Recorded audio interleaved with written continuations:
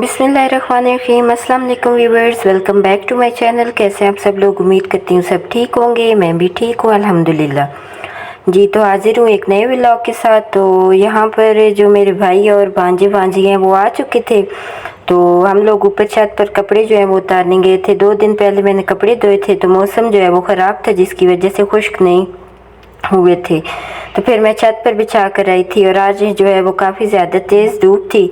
तो मैंने कहा कि पहले कपड़े उतार लाते हैं और फिर उनके लिए खाना वगैरह जो है वो मैं बनाऊंगी। साथ में अपनी भांजी को लेके आई थी तो उसे मैं कपड़े उतार के दे रही थी। यहाँ पर आप देखिए कितने प्यारे माशाल्लाह से फूल हैं और ये दिन टाइम जो है इस तरह खिलते हैं और शाम को ये मुरझा जाते हैं। और ये मेरी जो खाला है वो इतने ज़्यादा उन्होंने लगाए हुए हैं 3-4 जगहों पर। इतने खूबसूरत और प्यारे ये फूल लगते हैं, वाइट कलर के फूल हैं। तो अभी ये खिले हुए हैं, धूप निकली हुई है। जब छाँव आ जाती है या शाम हो जाती है तो ये मुरझा जाते हैं। तो यहाँ पर कपड़े जो हैं वो आधे उतार कर मैंने अपनी भांजी को दिए थे कि जो नीचे रखा हो, और बाकी जो आधे हैं वो मैंने खुद उतारे थे। और वो कपड़े जो हैं वो सारे फिर मैं नीचे लेकर गई। तो खुश्क हो चुके थे कपड़े। तो मैंने कहा कि मैं पहले कपड़े उतार के लाती हूँ, फोल्ड करके रखूँगी और उसके बाद जो है वो बाकी काम करूँगी। क्योंकि धूप पर जो है वो कपड़े ज़्यादा देर खड़े रहें तो उनका कलर जो है वो फेड हो जाता है। तो इस वजह से यहाँ पर फिर मैंने सब के कपड़े जो हैं वो ऐसे फोल्ड करके रखे अपने बेटे के, भांजे भांजियों के। और उसके बाद फिर मैं आ गई किचन में। तो भाई लोगों ने नहीं बताया था कि आज हम लोगों ने वापस आना है। तो अभी मैंने खाना वगैरह जो है वो नहीं बनाया था, दिन के 2 बज चुके थे। तो फिर जब भाई लोग आए तो फिर मैंने जल्दी जल्दी जो है वो पहले आटा गूंदा।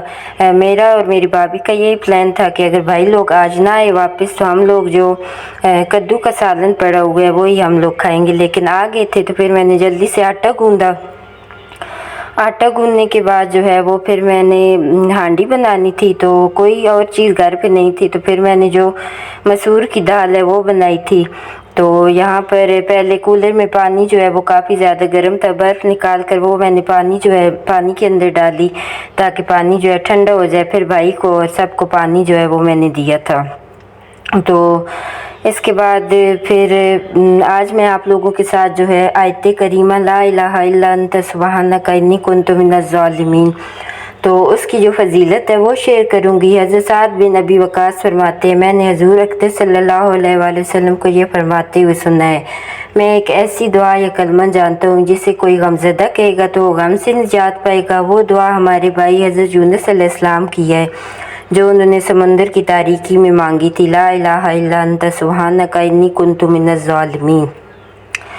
तो इसका तर्जुमा ये है कि कोई माबूद नहीं सिवाय आपके, पाक हैं आप, हम गुनाहगारों में हैं। हज़रत साद बिन अबी वक़ास। एक दूसरी रिवायत यूँ है कि हज़ूर सल्लल्लाहु अलैहि वसल्लम ने फरमाया, हज़रत यूनुस अलैहिस्सलाम ने जो दुआ मछली के पेट में मांगी थी, इसे जो मुसलमान भी किसी मकसद के लिए मांगेगा तो उसकी दुआ कबूल होगी।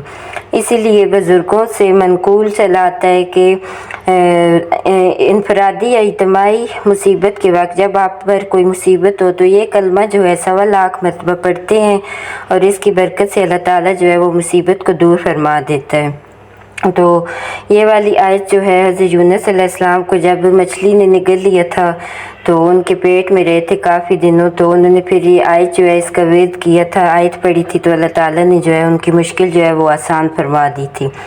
तो कहते हैं कि अगर किसी को सख्त मुश्किल जो है वो दरपेश हो तो वो ये वाला कलमा जो है वो 1.25 लाख मरतबा पढ़े तो अल्लाह ताला उसकी मुश्किल जो है वो हल फरमा देते हैं। तो यहाँ पर मैं हांडी बनाने लगी थी, दाल जो है तड़के वाली। तो बच्चों को काफ़ी ज़्यादा भूख लगी थी तो मीठे चावल बने हुए थे।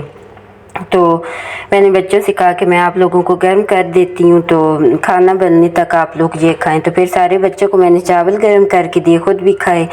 और फिर मैंने रोटी नहीं बनाई थी, दाल जो है बस बना कर तड़का लगा कर रख दी थी। फिर मैंने कहा कि अब शाम को एक दफ़ा 5 या 6 बजे जो है वो भाभी आएंगी, रोटी बनाएंगी तो हम लोग फिर मिलकर खाना खाएंगे। तो यहाँ पर फिर मैंने लहसुन छीला हुआ था और ऑयल डालकर जो है वो तड़का लगाने लगी थी। तो इधर मैंने दाल में सब्ज़ मिर्चें, ज़ीरा और कसूरी मेथी जो है वो डाल दी थी। सब्ज़ धनिया तो आजकल इतनी मुश्किल से मिल रहा है, वैसे मुझे धनिया जो है सब्ज़ वो बहुत ज़्यादा पसंद है। और फिर मैंने एक लीमू जो है वो भी निचोड़ दिया था, ऐसे खट्टा खट्टा जायका आता है और मज़े की दाल जो है वो लगती है। तो यहाँ पर अब मैंने तड़का लगा दिया था। तड़का लगाने के बाद कवर करके मैं रख दूँगी और फिर हम लोग शाम को अब खाना खाएंगे। तो यहाँ पर फिर दाल पकाने के बाद जो आटा मैंने भिगो कर रखा हुआ था, आटे को जो है वो मैं गूंद लूँगी अच्छी तरह। अच्छा, आटा जो है जो हम लोग भिगो कर रखते हैं उसके बाद गूंदें तो तब आटा जो है वो बहुत अच्छा पकता भी है और बहुत अच्छा गूंदा भी जाता है। अगर हम एक ही दफ़ा उसे गूंद के रख देंगे तो वो अच्छा पकता भी नहीं है। तो यहाँ पर नमक जो है वो दाल में थोड़ा सा कम था तो मैंने चख लिया था, फिर मैंने और नमक जो है वो डाल लिया था। तो यहाँ पर आटे को भिगोए तकरीबन 1 घंटा हो चुका था, तो मैंने कहा मैं गूंद लेती हूँ आटे को अच्छी तरह। गूंदने के बाद जो है फिर मैंने पहले जो है फ्रिज में आटा पहले से पड़ा हुआ था वो निकाल कर मैंने छोटे वाले बाउल में रखा और फिर जो अभी मैंने आटा गूंदा था वो बाउल धोकर उसमें मैंने रखा है। अच्छा, मेरी भाभी ने जो है वो स्टील का बाउल रखा हुआ है।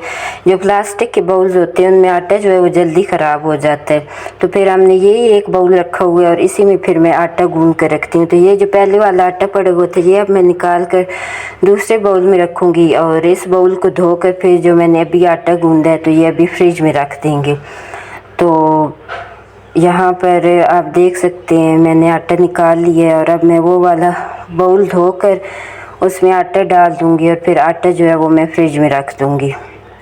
तो मेरे भाई जो है अंदर कमरे में थे और बच्चे भी, तो बच्चों और भाई के बगैर जो है वो घर बहुत सूना सूना सा लगता है। ऐसे लगता था कि कोई बंदा घर ही नहीं है। हालांकि बस 2 दिन के लिए गए थे, लेकिन होता है ना कि हर बंदे की अपनी जगह होती है।